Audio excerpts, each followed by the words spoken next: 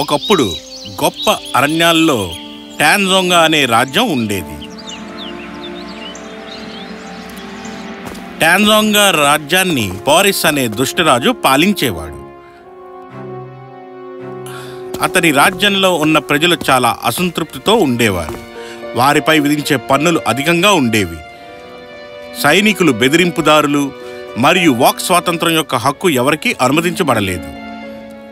కానీ ఇది ఎల్లప్పుడూ అలాంటిది కాదు. టాంజోంగా దాని నిజమైన రాజు కింగ్ రోబిన్ పాలనలో సంతోషకరమైన మరియు ప్రశాంతమైన రాజ్యంగా ఉండేది. మహారాజు రోబిన్ తన ప్రజలను ప్రేమిస్తూ ఉండేవాడు మరియు తన రాజ్య ప్రజల జీవితాలను మెరుగుపరచడానికి మార్గాలను ఎల్లప్పుడూ వ్యూహాత్మకంగా మరియు చర్చించేవాడు. అతను మంచి రాజు మాత్రమే కాదు, అతను గొప్ప భర్త మరియు తండ్రి కూడా. అతను తన భార్యను మరియు వారి ఏకైక సంతానం అనస్థీసియాను ప్రేమించాడు. విషయాలు బాగా జరుగుతున్నాయి. అకస్మాత్తుగా ఒక్కరోజు అప్పటి కింగ్ యొక్క ఆర్మీ జనరల్ అయిన బోరిస్ అతన్ని వ్యతిరేకంగా వెళ్లాలని నిర్ణయించుకున్నాడు. చాలా వివేకంగా మరియు జాగ్రత్తగా అతను నెమ్మదిగా మంత్రులను మరియు నైట్లను రాజుపై తిరుగుబాటు చేయడానికి ప్రభావితం చేయడం ప్రారంభించాడు. అతను తన దురాశను తన ప్రయోజనానికి వాడుకున్నాడు మరియు సరైన రోజు వచ్చినప్పుడు ఆ రోజు రానే వచ్చింది. అతను రాజు మరియు రాణి స్వాధీనం చేసుకున్నాడు మరియు వారిని తీసుకెళ్లి నేలమాళిగల్లో బంధించమని ఆదేశించాడు. మీరు నమ్మక ద్రోహి, వద్దు! నేను ఈ రాజ్యానికి కొత్త పాలకుణ్ణి. నేను గొప్ప రాజు బోరిస్ని. అనస్థీషియా, పారిపో! గార్డ్స్, యువరాణిని పట్టుకోండి! అప్పటికి 5 ఏళ్లు వయసున్న యువరాణి వెంట కాపలాదారులు పరిగెత్తసాగారు. కానీ వింతగా యువరాణి అదృశ్యమైంది మరియు కనబడలేదు. ఆమె సన్నని గాలిలోకి అదృశ్యమైనట్లుగా ఉంది.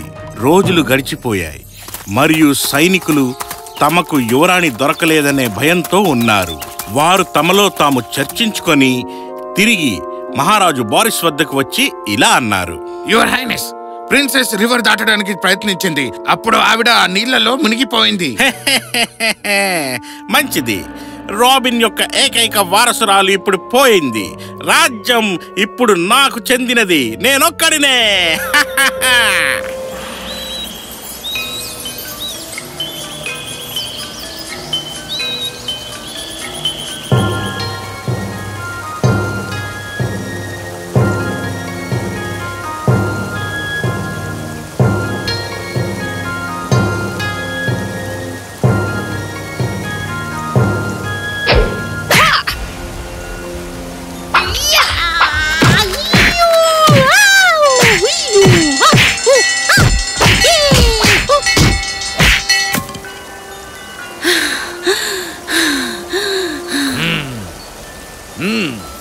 మిమ్మల్ని చూసి నేను గర్వపడుతున్నానా? మీ శిక్షణ ఇప్పుడు పూర్తయింది. ధన్యవాదాలు మాస్టర్. ఒక మాట గుర్తుపెట్టుకోనా, ఎప్పుడైనా నీకు సందేహం వస్తే అప్పుడు మీరు మీ కళ్ళు మూసుకుని గట్టిగా ఊపిరి పీల్చుకుని మెల్లిగా వదిలేయండి. అలాగే మాస్టర్, నేను గుర్తుంచుకుంటాను. చాలా మంచిది. ఇప్పుడు మీరు టాంజోంగా వెళ్ళడానికి సిద్ధంగా ఉన్నారు.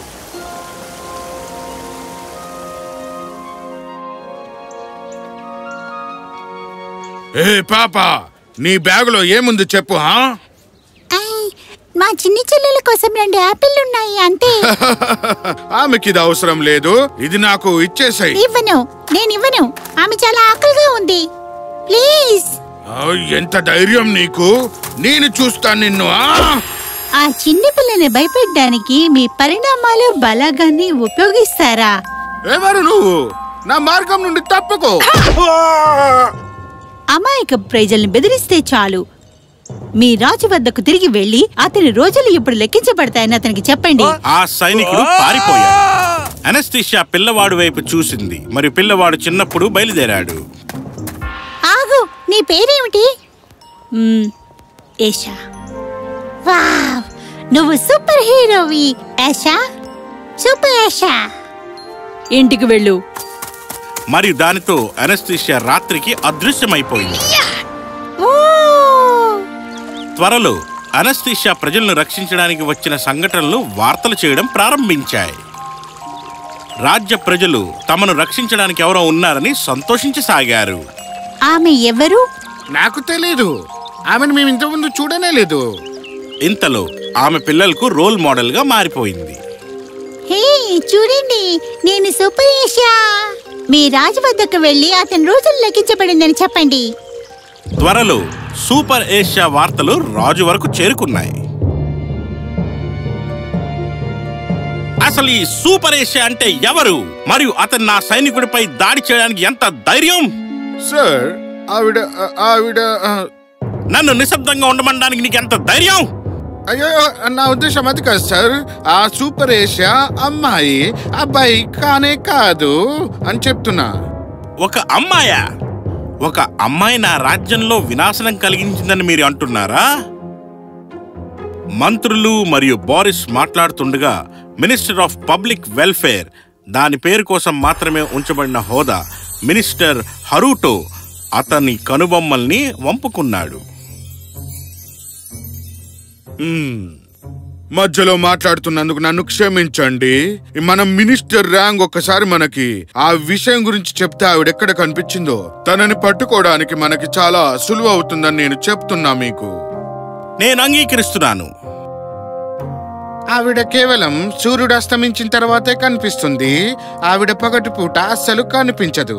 నిన్న మనము మన మంత్రుల వారు అక్కడ పన్నులు సేకరించుతున్నప్పుడు ఆవిడ తనని చూసి తనని ఫాలో అయింది కూడా. అప్పుడు తనకి ఏమీ కాలేదు.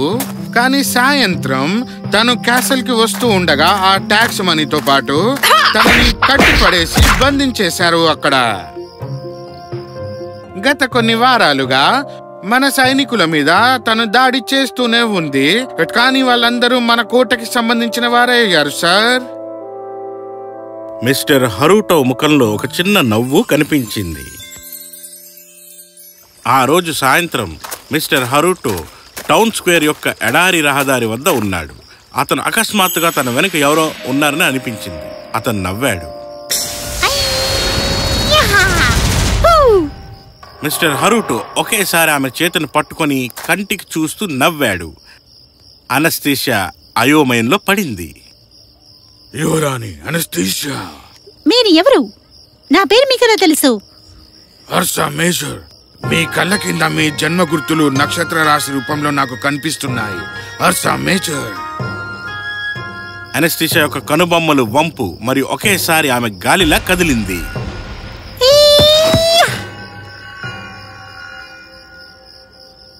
ఆమె మిస్టర్ హరూటోని నేలపై పడేసింది. మా తమ్ముడు మీకు బాగానే నేర్పించాడు. అనస్థీషియా షాక్ అయింది. మీరు పారిపోయిన రోజున నాడు ఆ రోజే నా సోదరుడు మిచ్చిగో టాంజోంగాను విడిచిపెట్టాడు. అతడు మిమ్మల్ని రక్షించడానికి ఆ సమయంలో అది నా మనసును దాటింది. కానీ ఇప్పుడు నేను ఆలోచనలో దూరం చేశాను. ఇటీవల నేను సూపర్ ఆసియా కథల గురించి మరియు రాజ పరిపాలన పట్ల ఆమె పగ గురించి వినడం ప్రారంభించాను. ఆ పాత ఆలోచన తిరిగి వచ్చింది నాకు. అనస్థీషియా లేచి నించుంది. మిస్టర్ హరూటో కూడా లేచాడు. మీరిక్కడ ఎందుకున్నారు? మిచ్చిగో మరియు నేను మా చివరి శ్వాస వరకు కింగ్ రూబెన్ను మరియు అతని కుటుంబాన్ని రక్షించడానికి ప్రతిజ్ఞ చేశాము. కానీ బోరిస్ ప్రతిదాన్ని చాలా తెలివిగా ప్లాన్ చేశాడు. రాజు మరియు రాణి ఖైదు చేయబడినప్పుడు బోరిస్లో చేరడానికి లేదా నా జీవితాన్ని ఇవ్వడానికి నాకు ఎంపిక ఇవ్వబడింది. నేను సజీవంగా మరియు జైలు వెలుపల ఉంటే ఏదో ఒక రోజు వారిని విడిపించగలనని అనుకున్నాను. అందువల్ల నేను అతని ర్యాంకుల్లో చేరడానికి అంగీకరించాను. నా సోదరుడికి నా ఉద్దేశాలు తెలియదు. అందుకే అతను మీతో బయలుదేరాడు మరియు అతని ఆచూకీ గురించి నాకు ఎల్లప్పుడూ చెప్పలేదు. ఆ రోజు నుండి నేను కింగ్ మరియు క్వీన్లను బయటకు తీసుకురావడానికి అవకాశాల కోసం చూస్తున్నాను. కానీ ఎవరు వాటిని సమర్పించలేదు. ఇప్పుడు మీరు చూపించే వరకు. నా తండ్రి మరియు తల్లి చెరసాల నుండి బయటపడాలని కోరుకుంటున్నాను. మీరు నిజంగా వారికి విధేయులైతే ఇప్పుడు దాన్ని నిరూపించే సమయం ఇదే. నాకు చెప్పండి, ప్యాలెస్ లో గందరగోళం సృష్టించకుండా నేను బోరస్ని ఎలా చేరుకోగలను? నా తల్లిదండ్రులను చేరే ముందు కాపలాలకు ఎలాంటి హాని జరగకూడదు. ఇప్పుడు నాకు ఒక సరైన ప్రణాళిక వచ్చింది. మిస్టర్ హరుటో అనస్థీసియాకు బోరిస్ ఎల్లప్పుడూ తన కాపలాదారుల చుట్టూ ఎలా ఉంటాడో వివరించాడు. సంవత్సరంలో ఒకసారి తప్ప తన ప్రజలను తన వేదికల కోసం ఒక రంగస్థల నాటకంగా రాజ్యాన్ని స్వాధీనం చేసుకునే గొప్ప చర్యను చేశాడు. బోరిస్ ప్రతి సంవత్సరం ప్రజలను వారి గొప్ప రాజు అని గుర్తు చేసుకోవడానికి ఇష్టపడతాడు. అతను వేదికపై తనను తాను పోషిస్తాడు, కానీ అతన్ని గొప్ప యోధుడు మరియు దయగల నాయకుడిగా ప్రదర్శిస్తాడు. అతను ఒంటరిగా నాటకాన్ని చేరుస్తాడు మరియు తర్వాత ఇతర నటులు చేరతారు. మిస్టర్ హరుటో అనస్థీసియాతో నాటకం జరిగిన రోజు మరియు సమయం గురించి చెప్పాడు. అనస్థీసియా నవ్వింది మరియు కొద్ది రోజుల్లో ఆ రోజు వచ్చింది. ప్రజలు ఇష్టపడకుండా వేదిక దగ్గర గుమ్ముగూడారు. మంత్రులు మరియు నైట్స్ ముందు ఉన్న సీట్లలో కూర్చున్నారు. డ్రమ్స్ బోల్తా పడ్డాయి మరియు కర్టెన్లు అందరి ఆశ్చర్యాన్ని తెలియజేస్తాయి. ఏమిటి? బోరిస్ ని కట్టి నేల మీద పడుకోగా అనస్థీసియా సింహాసనంపై కూర్చుని ఉంది. అది నాటకంలో భాగమేనా? ఆవిడ సూపర్ ఏషా కదా. మరియు త్వరలోనే హాల్ గొణుకుడు మాటలతో నిండిపోయింది. అప్పుడే మిస్టర్ హరుటో వేదికపైకి లేచి ఇలా అన్నాడు, ఇక ఇది చాలు, మీ పాలన ముగించండి బోరిస్. లేడీస్ అండ్ జెంటిల్మెన్, మీ దీర్ఘకాలంగా కోల్పోయిన యువరాణి మరియు సింహాసనం యొక్క సరైన వారసుడు ప్రిన్సెస్ అనస్థీసియా. ప్రేక్షకులు ఆనందంతో చెలరేగిపోయి కరతాళ ధ్వనాలు తెలిపారు.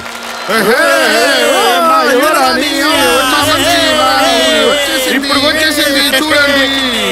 ఆపండి, మీరు మా రాజును పట్టుకుంటారని మీరు అనుకుంటున్నారు మరియు మేము నిశ్శబ్దంగా కూర్చుంటామనా? కాపలదారులారా, మీరు వీళ్ళని రూబిన్ ఇంకా వారి భార్యను తీసుకెళ్లి బంధించండి. మీరు రూబిన్ ని ఫ్రీగా వదిలిపెట్టకపోతే మిమ్మల్ని ఇంకా మీ తల్లిదండ్రులను కూడా. ఇక ముందుకు వెళ్ళండి, ప్రయత్నించండి. ఈ హాలుకు తలుపులన్నీ బయట నుండి లాక్ చేయబడ్డాయి. మేం మాట్లాడినప్పుడే నా తల్లి తండ్రి జైలు నుండి విముక్తి పొందుతున్నారు. ఏమిటి? మీ ఆయుధాల్ని వదిలేయండి, వాళ్ళని బంధించండి. నిస్సహాయంగా సైనికులు మరియు మంత్రులు సరిగ్గా చేశారు. అనస్థీసియా ఇలా వేసింది, మీరు నన్ను మోసం చేశారు. ఇలా చేయడానికి అసలు ధైర్యం ఎలా కలిగింది? ఆహాహా, మీరు మా రాజ్యాన్ని ఎలా స్వాధీనం చేసుకున్నారో మీకు గుర్తు చెయ్యాలా? అసలు నేనే స్వయంగా నీ పని చూసుండవలసింది. నేను చేసిన అతి పెద్ద తప్పు ఒక అమ్మాయిని నేను చేయగలుగుతుందిలే అని అనుకోవడమే. అయ్యో, అదే కదా మీరు చేసిన పెద్ద తప్పు. ఈ విధంగా బోరిస్ మరియు అతని మనుషులను జైల్లో పెట్టారు. అనస్థీసియా తన తల్లిదండ్రులతో తిరిగి కలిసింది. మిస్టర్ హరుటో తన సోదరుడితో తిరిగి కలిశాడు. మరి రాజ్య ప్రజలు మరోసారి సంతోషంగా ఉన్నారు. టాంజోంగా కొత్త పాలకుడిగా యువరాణి అనస్థీసియా కిరీటం పొందింది. ఆమె కింద ప్రజలు మరోసారి సంతోషంగా ఉన్నారు. పగటిపూట అనస్థీసియా ఒక మంచి పాలకురాలిగా ఉంటూ శాంతి భద్రతల ద్వారా నిర్ణయాలు తీసుకుంటూ ఉండేది. సూర్యుడు అస్తమించేటప్పుడు ఆమె ఒక లోతైన శ్వాస తీసుకుని తన రాజ్యంలో చీకటి సందుల్లో బయలుదేరిన హీరోగా బయలుదేరుతూ ఉండేది. సూపర్ ఐసియాగా సమాప్తం.